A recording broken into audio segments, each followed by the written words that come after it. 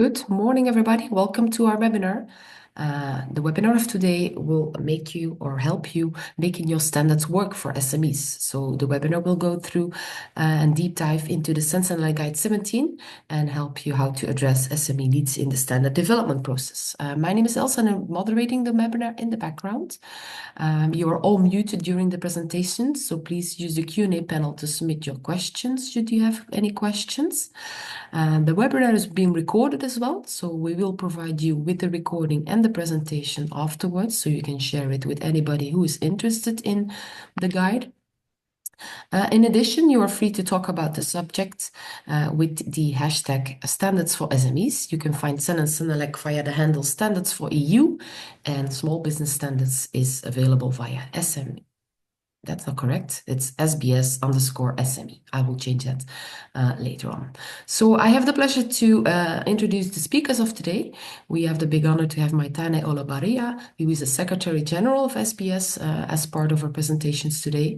And my colleague Alberto and Hulda are also available to help you learning about the guide. So please, I give the floor now to Hulda, who is going to introduce you the agenda. Thank you. Thank you, Els. So on the agenda today, we're going to be discussing why is it important to have SME-friendly standards, and that is for the benefit of SMEs and for all other businesses as well. We're going to identify who can help ensure that standards are fit for all, and that we have a little spoiler already, and that's all of you. Then we're going to show you how you can apply the SME standardization guide, CEN-CENELEC Guide 17, and give some practical examples of what SME-friendly standards look like. And at the end, we're going to have a Q&A session to answer your questions. And now I give the floor to Maitane. Thank you, Hulda, and good morning, everybody. So I think when we are looking at the standards and standardization and why they might be important for SMEs, I think the first thing that we all know is that SMEs make up the vast majority of businesses in every country around the world, not only in Europe, but all around the world. So it is really important that we take this into account. And the fact also that SMEs, they face often challenges when it comes to standards. So they rely on our, sorry, or are required to apply standards just like larger companies, but unlike these larger organizations, they don't have as many resources or to get involved in standardization. This means that they are not always around the table. So standards represent a broad range of needs, including the ones of SMEs. And it is really important that they do so, because if they represent broad needs and also the needs of SMEs, they are also more likely to be widely adopted and effectively implemented. When standards are inclusive and also consider the SME needs, they also help them to grow. We help to create a stronger SMEs, and stronger SMEs contribute to a more robust and competitive economy. So to achieve this, we need a standardization system that is inclusive, transparent, and ensures that SME needs are considered during the drafting process, even when SMEs themselves can be in the room. An SME-compatible standard can have huge benefits for SMEs. They can help them to reduce unnecessary costs, something that is really important for smaller businesses to become more competitive. They can help them to foster innovation and also allow them to develop and create new products and support the uptake of these products in the market, strengthen their competitiveness. They can enhance their credibility and compete on an equal footing with larger companies. That is really important. And they can also enable environmental compliance and adoption of new technologies. They can, of course, and that's also a very big advantage, help them to access new markets, both locally the market of other European countries, but also internationally, ensuring that their products meet recognized standards, quality and safety standards. So in summary, I would say, in summary, the majority of businesses are SMEs, therefore it's really important that the standards meet their needs. And in this way, we support Europe's competitiveness. And on the other hand, of course, as I said, there are many benefits, but if we do not create standards that are SME-friendly, what we can have is the contrary effect. So instead of these benefits, we can create additional burdens on SMEs and create disadvantages that make it more difficult for them to compete in the market.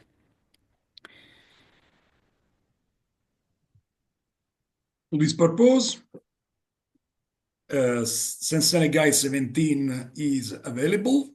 So this is a guidance to write standards, take into account the need of SME. The first edition has been published already in 2010 as a joint initiative of CEN-CENELEC, SME Working Group and SBS. It is available in the link in 27 languages, and keep into account that this presentation will be made available to all of you. So you will receive the slides, the link, and also the recording will be available. The same guide has been taken up as an IC guide in 2016. And this guide provides guidance, advice, recommendations to standard drafters, technical experts, and NSB&C staff to develop standards which are understandable and implementable by SMEs. And this standard is relevant for any level at national, European, and international. And of course, as any guide, the guide is useful as long as this is applied. Now we will have a poll.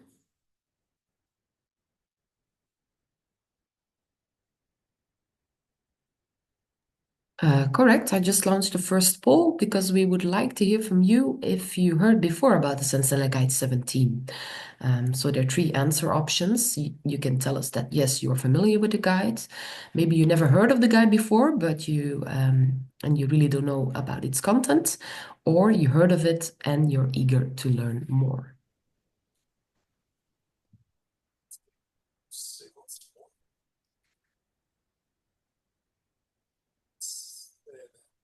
Out of 80 participants have answered. Let's see.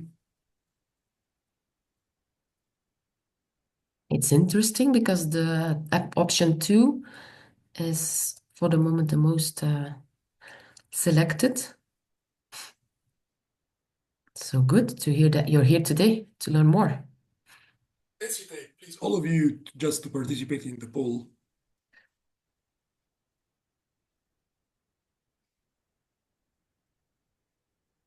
Okay, so we can say that 27% of the participants are familiar with this guide.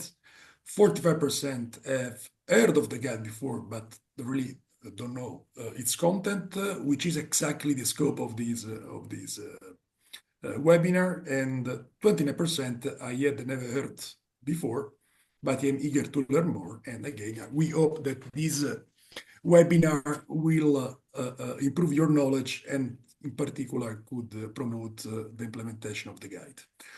Okay, for those that are familiar with this guide, then else we can launch the second poll. Yes, let me go back. Here we go. So the second poll is asking you if you already used the Guide 17 in your activities, national, European, or even international level. You can tell us if it's the case, or maybe you're not personally used it, but your TC or working group has been involved in using it, or you didn't even know that it was an option for you.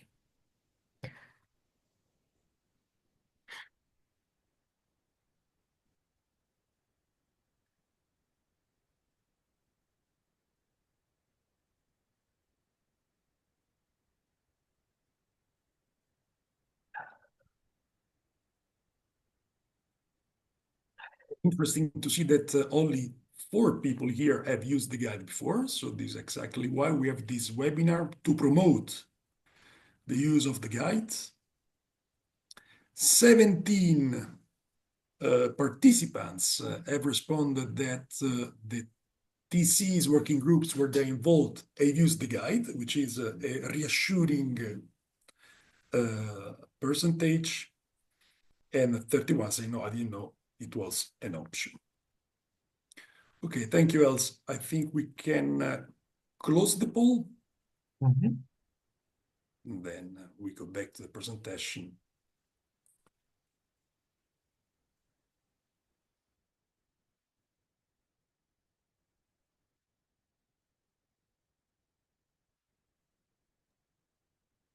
Yes, so to continue, who can help ensure that standards will be fit for all kinds of businesses, including SMEs? And here we already gave the little spoiler, and that's all of you. And you can do this by using any occasion to proactively reach out to SMEs and SME associations to participate in your technical committees or working groups, and also by using the CEN-CENELEC Guide 17.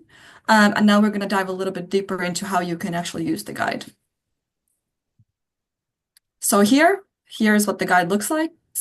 And then just the table of contents. So it has the foreword, the introduction.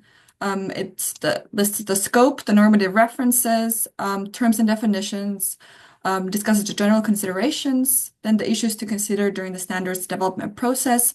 And lastly, there's a very useful and practical checklist that can be used as well. So then to dive a little bit into these different sections.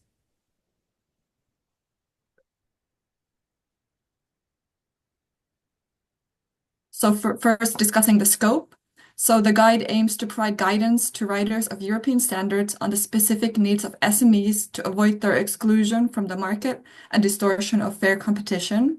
And then the guide identifies that it is relevant to all actors involved in the standardization at all levels of the system.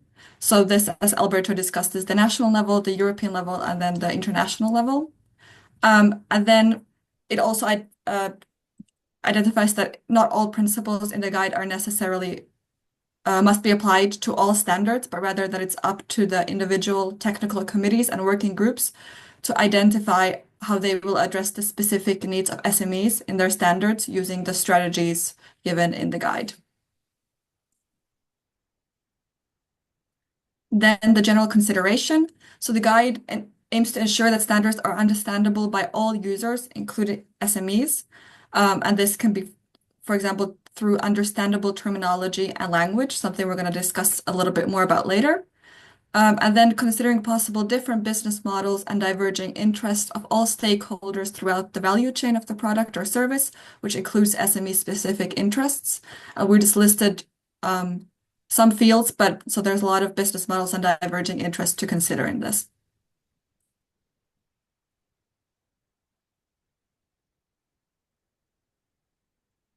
So when the guide has to be considered, is basically the issues should be considered throughout the full standards development process, and in particular from the preparation of the work item until the implementation of the standard.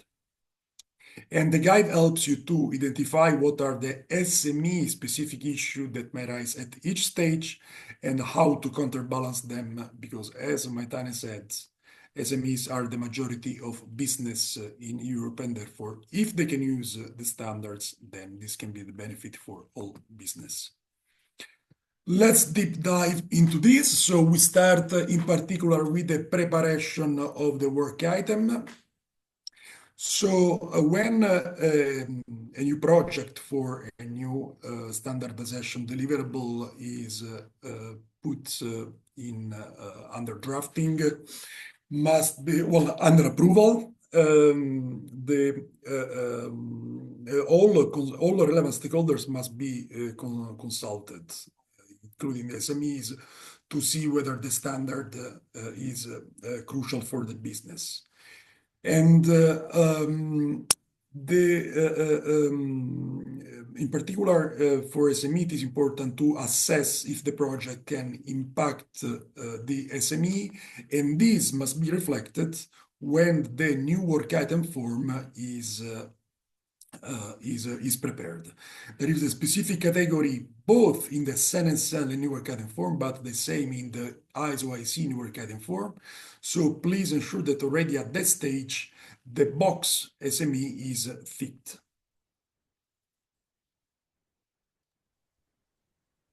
So Alberto mentioned the work item, and of course, once you have the work item approved, then of course is the technical committee and the working group that will start drafting and the preparation of the standard. So in this context, it is very important that the experts drafting the content of the standard consider the cost of investment and training required for implementing the standard once adopted. This is very important, and this means that it is important to understand that SMEs have limited resources, as I mentioned at the beginning. So adopting a standard should not demand large, unrealistic investments, for example, in new technology, training, or equipment, because this would be much more difficult for SMEs to assume, and therefore it would represent a barrier for the SMEs to use this standard. It's also important to consider the availability of the required elements in the standard. So SMEs need to be able to access the tools or the technologies that are required to implement the standard easily. And these elements should be available in the market so that smaller businesses can obtain them without extra effort. For example, if just to give an example, if a standard requires a specific testing equipment that is very difficult to obtain, or if there are only few laboratories that are able to carry out that test, this of course creates extra cost and difficulties for SMEs. So if we go to the next slide, we can also look at a specific example to illustrate some of these points, but also a point that sometimes might not be so obvious. Sometimes when experts are in a standardization committee, they might not always have in mind that sometimes you have SMEs that are one person. So in this example, you can see how in a previous version of the ISO 9001, EN ISO 9001, that as you know is one of the most known standards, there was in that previous edition, there was a requirement saying that the organization shall provide training or take other actions to satisfy the needs for the necessary competence for personal performing. I mean, you can read it. It's on your left. And the key issue here, as I said, is that this requirement doesn't fully consider the fact that there can be SMEs and especially micro enterprises, which might be one person. So really, when we need to consider the SME needs, we also need to consider this fact that there are really SMEs that are just one person. So the standard, basically, when you look at this assume that every business has certain resources or a larger team. That is not the case for SMEs. And on the right, you can see how a requirement that says that the organization, as it's written there, I'm not going to read it, is more realistic for a one-person SME to apply. Because this requirement can be complied by a one-person SME and also does not have an effect on the obligation of larger organizations to provide appropriate training. So this is an example that sometimes we don't think so much about of how, drafting a requirement can really have a big impact or difference on an SME. Let's now test the audience and see whether our messages that we have passed so far are clear. So we have a third poll. Okay. Yes, correct. We would like people to check or ask themselves the question if they know who should advocate for the actual implementation of the CEN-CENELEC Guide 17. I think we might have given the answer already, but okay. Do you think it's the chair of the TC, the secretary, the experts in the TC, and the working groups, or all of the above, but in particular the experts representing SMEs in the TCs and the working groups? Thanks for submitting your answer to this question.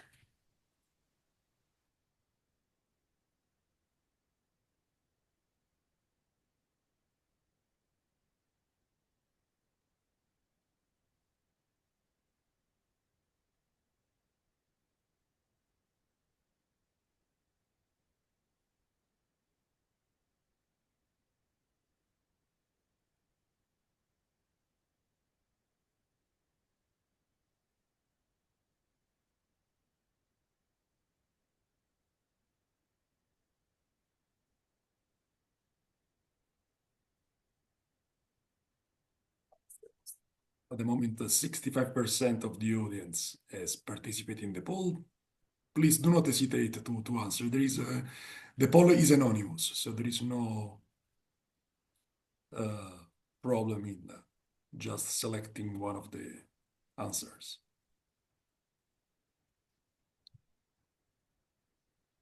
Okay.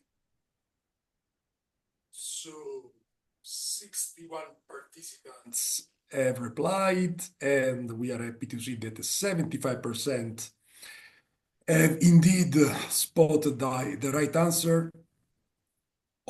Any actors involved in technical bodies should promote and advocate for the use of the guide.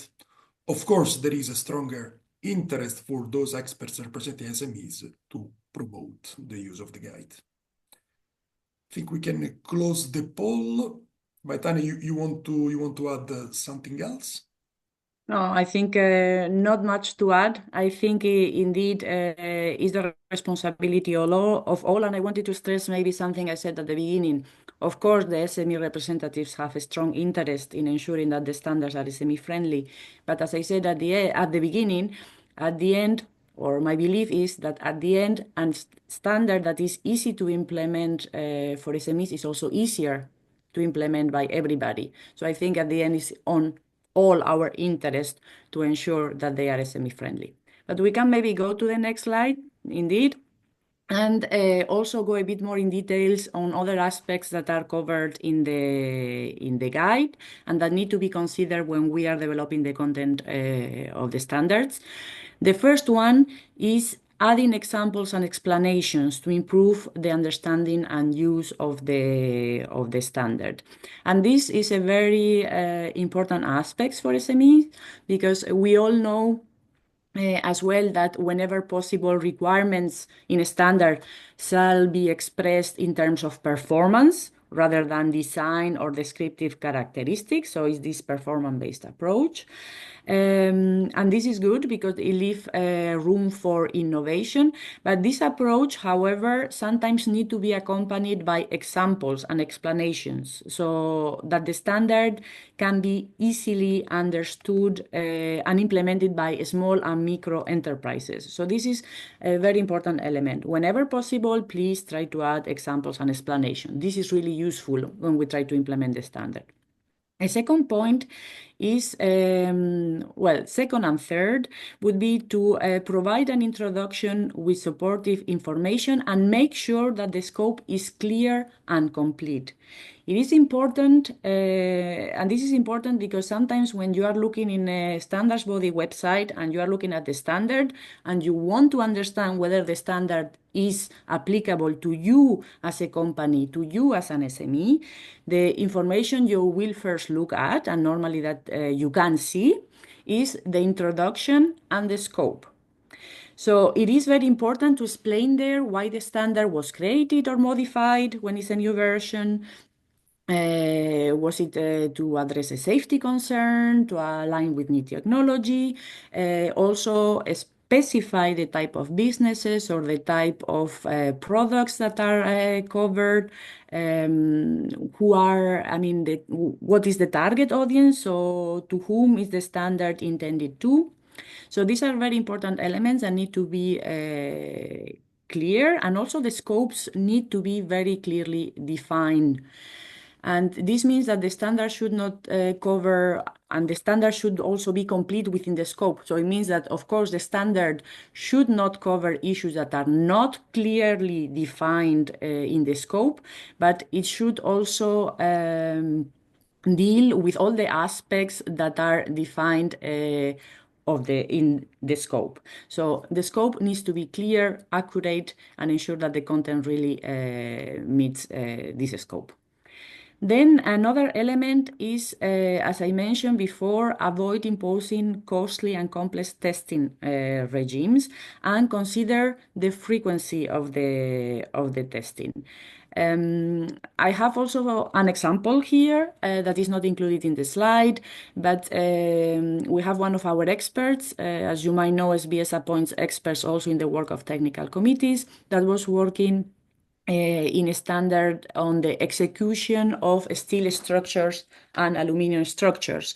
And there he proposed, it was proposed to basically modify a rule to test only a percentage of welds that were longer than 900 millimeters, rather than testing all welds over a certain length. And this helped, for example, to make the testing more practical for SMEs. So these are considerations that are important to really, I mean, think them well when we are developing the standard. And finally, identify simple and cost-effective ways of verifying conformity with the requirements in order to allow, for example, flexibility in verification. Alternative methods included sometimes calculations, and tabular methods could be proposed that could also ease the life of SMEs. If we go to the next slide, this is just an example. We are including in the presentation a couple of examples so that you can have an idea of how an SME-friendly standard looks like. So this is also an example of a standard where one of our experts was also involved, and it was, is fully applicable for SMEs, thanks to the fact that it has a clear scope, economic test procedure, and also comprehensive description of how to implement it. That, as I said, is very important for SMEs.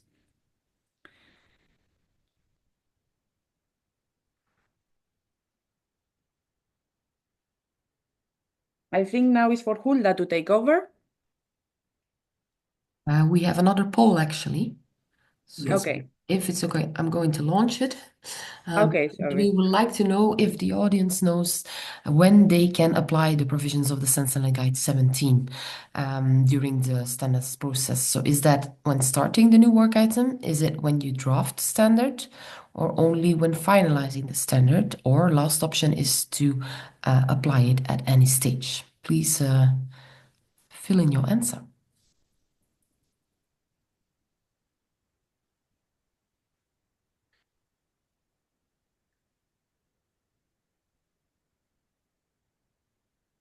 Remember, we discussed about when the standards can be applied.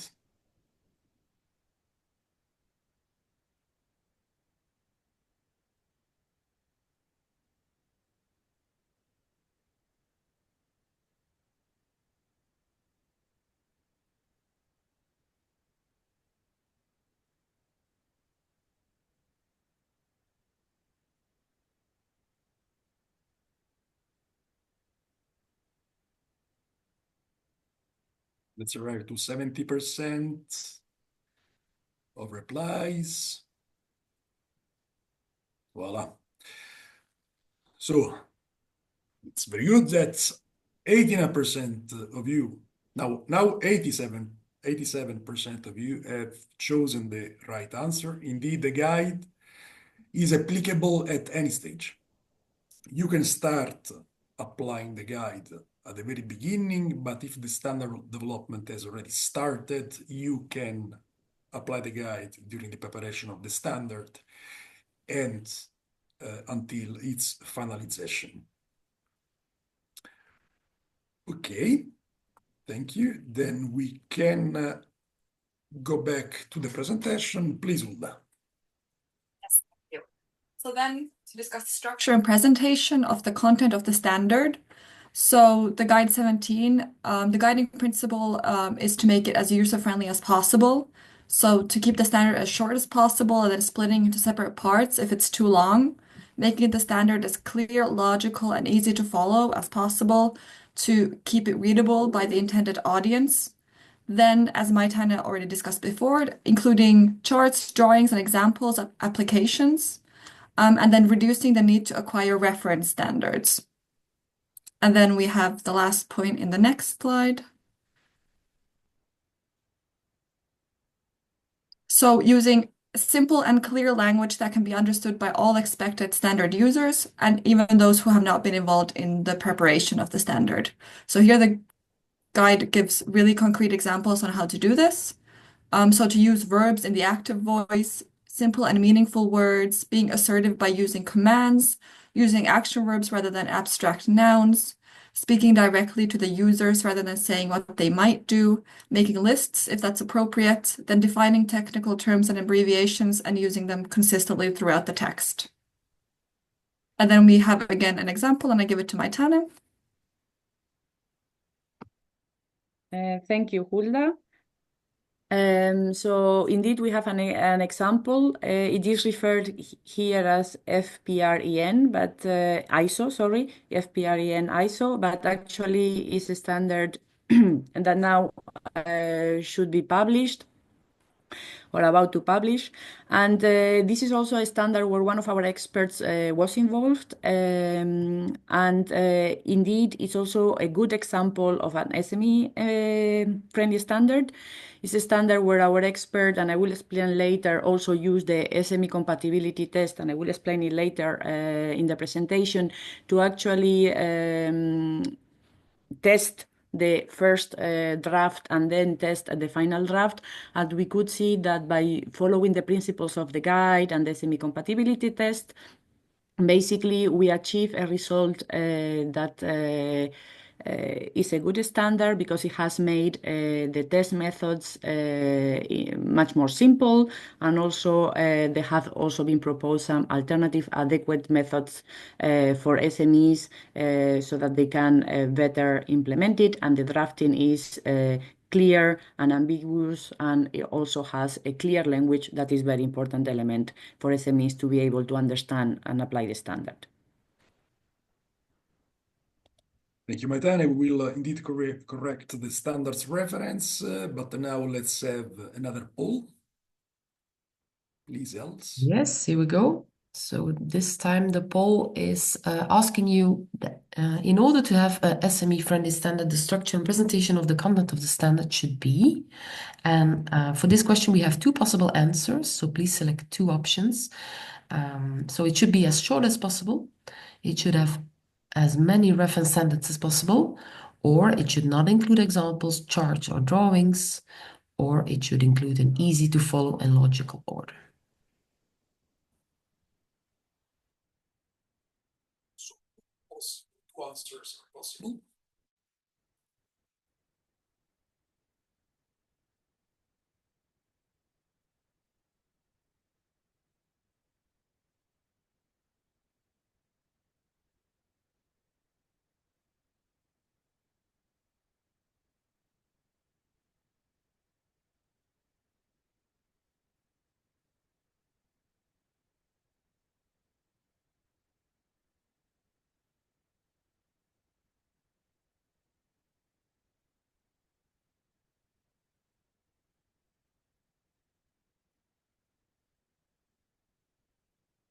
Percent of answers. Please do not hesitate.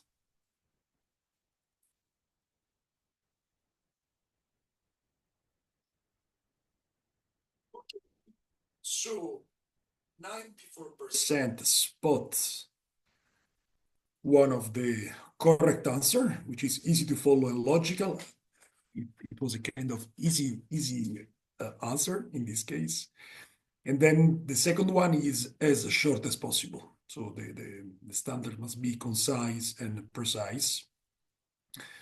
Of course, it may include example charts or drawings. So reply number 3 is not correct. And if there are many reference standards, it means that experts will have, or that users will have to check other documents. So this is not simple.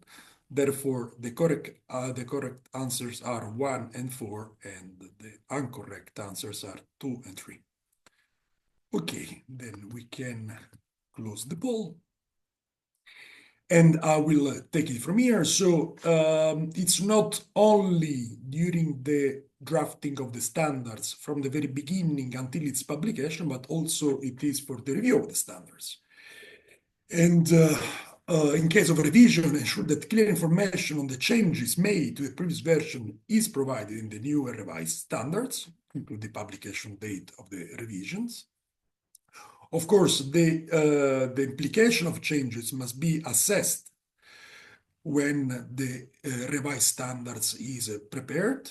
Also, an adequate transition period should be ensured in order to take into account the changes, and also foster a supportive assistance for the implementation of standards that cannot be simplified. Alternatively, create additional guidance. The guide 17 contains a useful checklist at the end.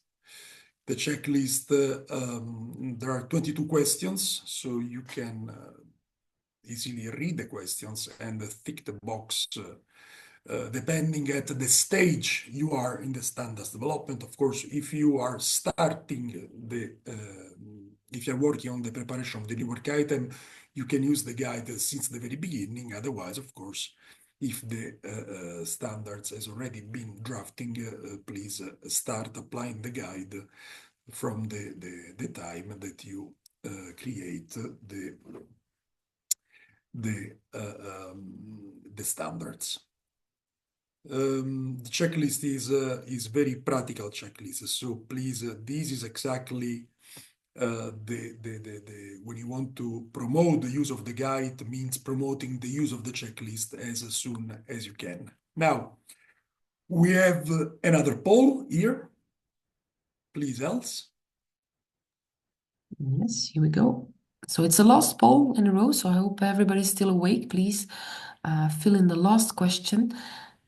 We would like to know how likely it is you will request checklist to be filled in within your technical committee. So first option is very likely, since the checklist could show how SME-friendly the new standard is. It is rather very unlikely, since the checklist seems too complex to you. Or maybe if I manage to convince the other technical committee participants, I will use the checklist.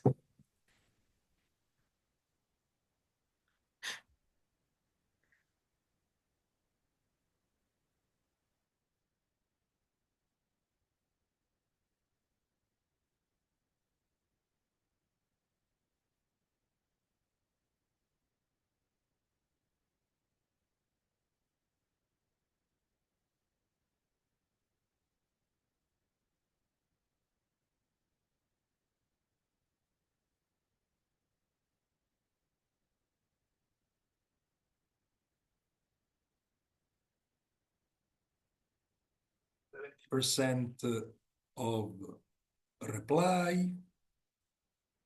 We are with 62%.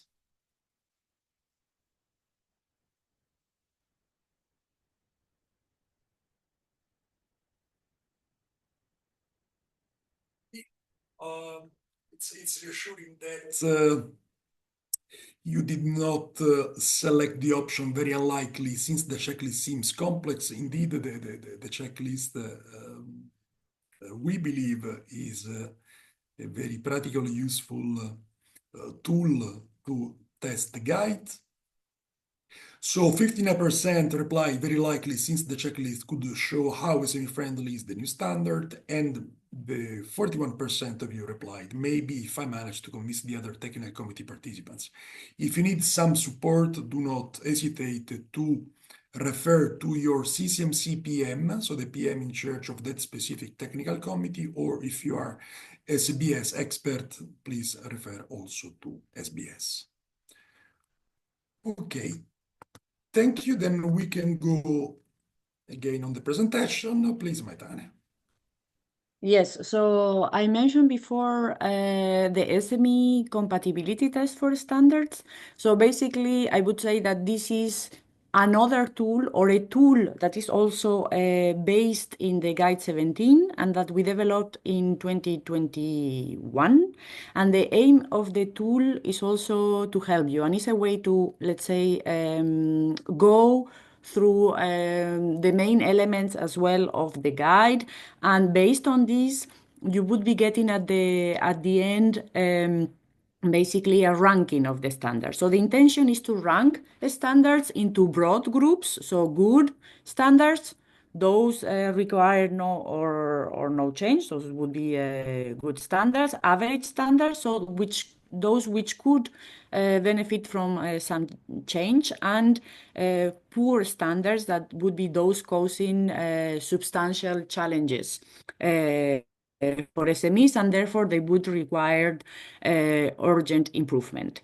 So it's not a perfect tool, but it's a way to have a easy assessment of the standard, and could be basically, I would say, the starting point to try to improve that standard. The test is available for free online in the website that is mentioned in the presentation. That is basically a link within the SBS website. So if we go to the next slide, we will see that the test basically includes 11 criteria that are the criteria that you can see in the screen. And if you have been following attentively this presentation, you will recognize that many of these criteria are linked to the aspects we have been mentioning in this presentation. So the test includes 11 criteria.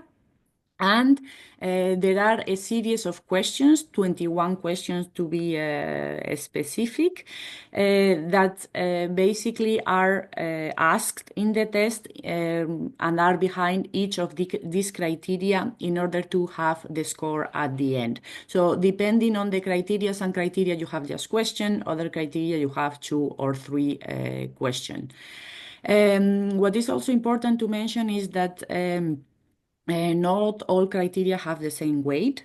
So some criteria dealing with some specific aspects which might have a bigger impact on SMEs, such as market access or the availability of guidance, have a higher weight in the test. So if we go to the next slide, you can see that after going through the different criteria and the different questions related to the criteria, you will get a percentage. And this percentage, as I said, takes into account the different weight of the criteria. And the lower the result, the less compatible the standard with the SME needs is. And as I mentioned before, we divide then based on the result, the standards in 3 categories: those that are poor and need urgent improvement, those that are, let's say, average, so should be improved, and those that are good and they require little or no change. So if you go to the next slide, we have again there the link to the test, and I will now share my screen and go and show you. We don't have so much time, but at least I will show a bit how our website and the test looks like. So if you go to the link that is in the presentation, you will finish in this website, that is the SBS website, where you have an explanation of the test. And then you will click and go into the test. And now I have been doing a fake test so that I can go quickly, but you can see a bit how it works. So you have the explanation of the test and the explanation of the categories that you saw on the slide. And then you have some optional information. So your name, if you want, is optional, and an email address, which is also optional. But what is important to know is that if you provide your email address, you will get a copy of the result and the information you included in the test in your email. Of course, if you don't include your email, we won't be able to send you a copy of the test. So it's very simple. You just include the reference of the standard. It can be with the title or not, but at least include the reference of the standard. And ideally, I would put here the year as well, because it could be, for example, a previous edition, it could be a newer edition, it could be a draft, but please try to put the reference so we also know what the test is referring to, which standard it is referring to. So you put the information, you click next, and in all through the test, you always have the criterion. So you have the name of the criterion and the explanation of what the criterion is about. And then you have basically the questions that are linked to that criterion. So in this case, you have a couple of questions. This is all fake. So I have nothing against or for 50,001, ISO 50,001. But basically, you can score, and you have the explanation of the score here. You select the score, and you always have the possibility to provide a comment on why you gave this score. So you will go through the criterion, the different questions of the criterion. You go next, and you hopefully it works because we are also doing maintenance of the website these days. So hopefully it doesn't glitch now.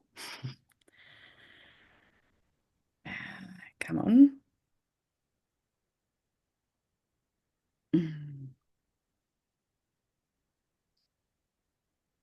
Hopefully it does come on.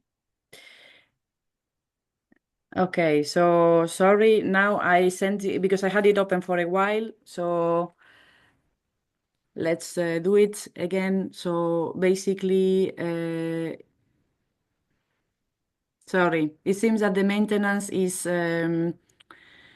unfortunately happening in this very moment of the website. Doesn't matter. What I wanted to show is you will go through the test. At the end, you will have the percentage.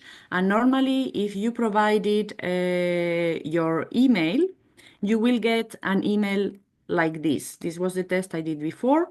So you will have the answers and the score to every question, the comments you provided.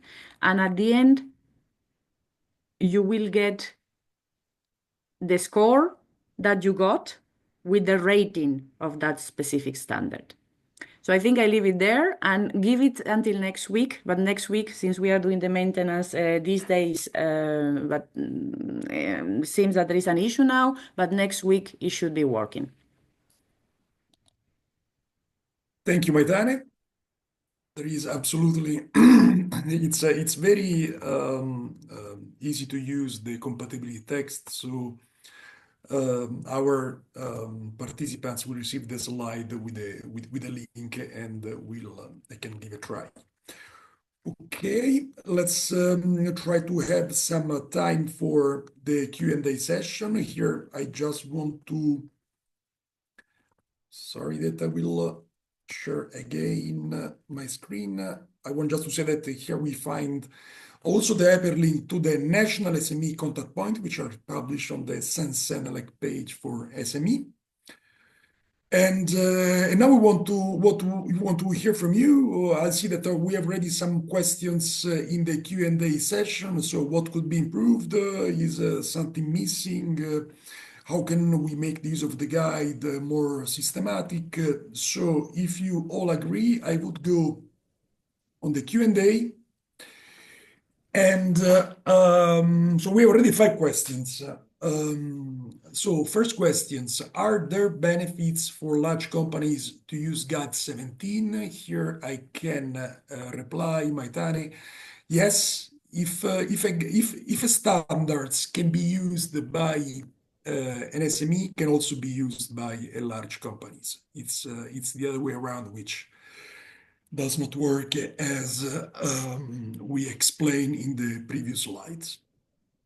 I totally agree with you, Alberto, and I think it's important to understand that the easier standard is to follow, as you said, the easier it is to be implemented by everybody, SMEs and larger companies. So I think there is just benefits in ensuring that these standards are really simple and easy to follow by SMEs, because we are benefiting at the end all standard users. Then as a second question, what's the difference of Guide 17 and general guidelines in making good quality standards for all? They are consistent. It's just Guide 17 as an emphasis on some aspects that should be better considered. Maitane, you want to say something else on that? Sorry, I was reading the other questions. Which one? Sorry. Which one? You mean the difference between Guide 17 and general guidelines? I think the difference is that we maybe go into, of course, the guide is in line with the CEN-CENELEC internal regulations, no question about it. But I think what is the added value of the guide and why the guide is important, because it goes and gives more information on what specific aspects you need to be especially careful with to ensure that the standard is really applicable and really helps benefit SMEs from standardization. Just to give an example, the internal regulations won't say anything about, I mean, they will be saying about how you write testing standards and things like that, but it won't give you information on, what strategies you can follow in order to ensure that these testing standards are easy to be followed or easier to use by SMEs. So I think the added value of the guide is that complements these general rules of CEN-CENELEC, for example, and give you concrete examples of what in concrete terms you can do to ensure that these standards are SME-friendly. Indeed. Is there guidance or example on how to define what is acceptable minimum or acceptable cost? Noting these may vary by country and industry. Maitane, I don't think there is a specific guidance on what is defined as a acceptable minimum cost, but that's why it is important also to put yourself on the shoes of, in this sector, in this area. I agree with you, there are different aspects and sectors, but in this sector, in this area, we might have also companies that is one person, 2 people. So would this be really reasonable? And there is an alternative that might make this requirement, because it's relevant, the requirement. We are not saying, for example, that, when we are talking about safety, the priority is that you ensure safety of a product, but you can also consider, do we have an alternative way to test the product to ensure safety that is maybe less costly? So is this kind of questions? I agree with you that you cannot have a single answer on what is reasonable or a fair cost because it varies on sectors and circumstances. But I think the important thing is to put yourself on the shoes of the smaller company and have this automatic thinking of, is there an alternative way that can be as efficient or a requirement that can have the same purpose and that might be easier to be implemented or less costly for an SME or any other company. Indeed. Maybe, Maitane, you can take also this last question, the third question from Ushuo Reivo. How to handle such features where quality is built on having several people with varying expertise?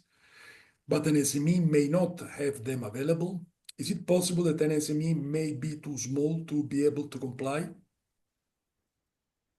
Well, I think once I had a discussion, just to give an example, once I have a discussion in a specific sector where they wanted to put a requirement that, for example, the organization needed to have expertise in-house on something. And sometimes maybe an SME can do business, but might not have the expertise in-house, but might use a specific organization they work with or whatever in order to have that expertise. I think what is important to take into account is probably if an SME is doing business in that area is because it has something to offer.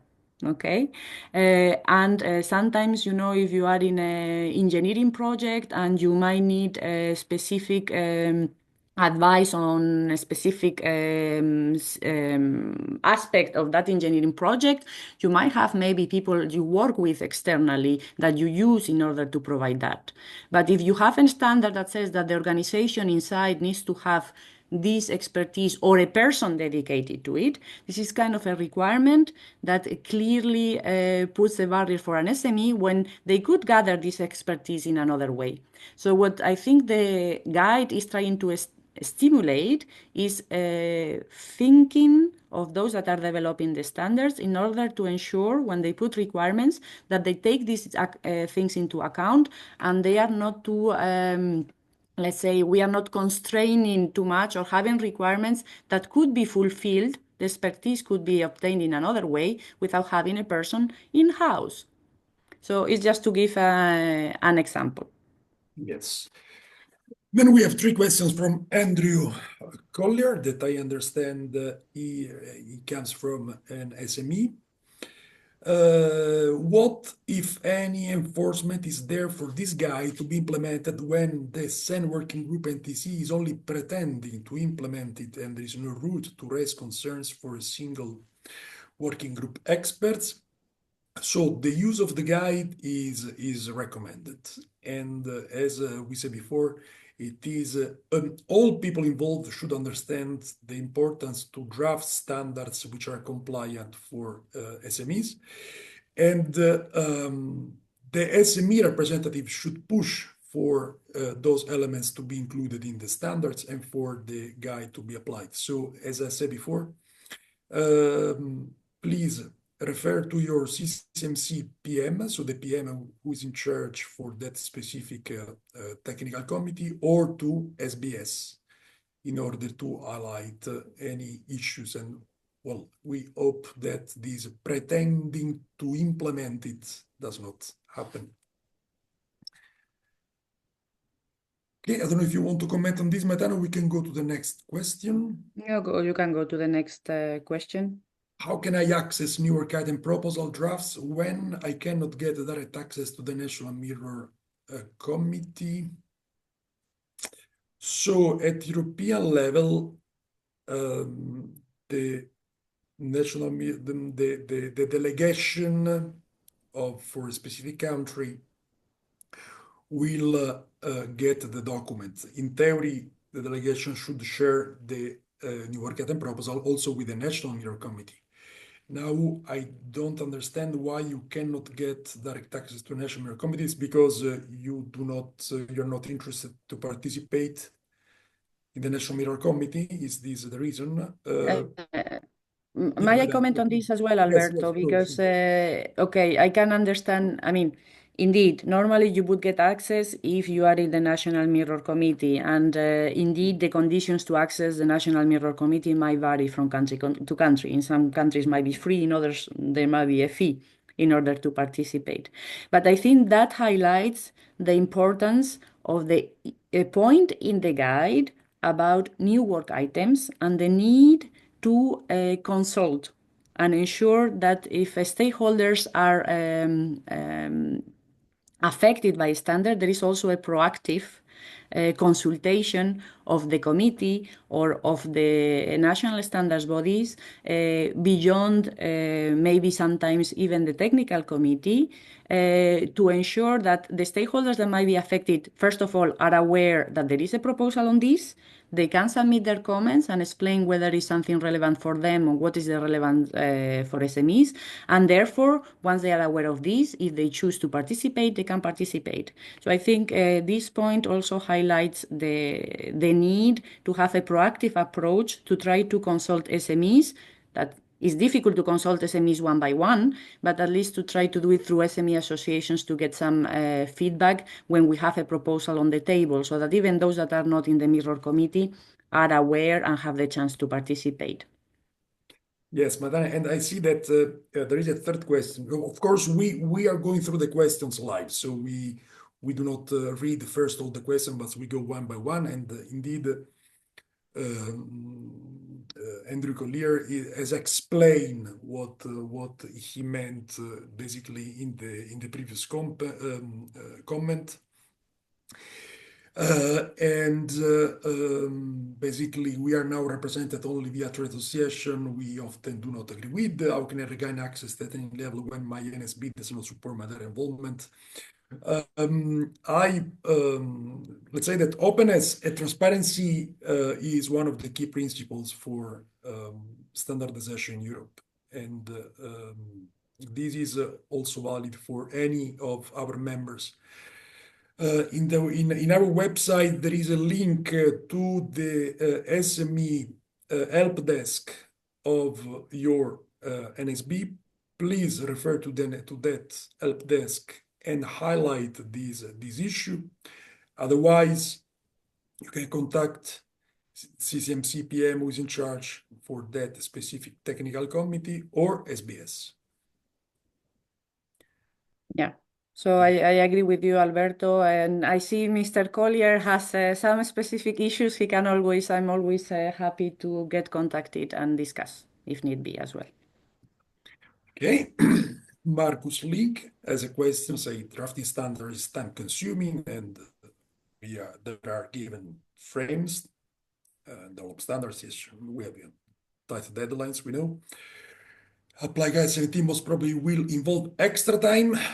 Will there be extra time allowed for development of a standard when Guide 17 will apply? This is a good question. No, there will not be extra time, but try to raise the importance of the elements in the checklist at the beginning of each stage, so that so you don't need to be at the end of the stage and check, but the elements should be integrated before.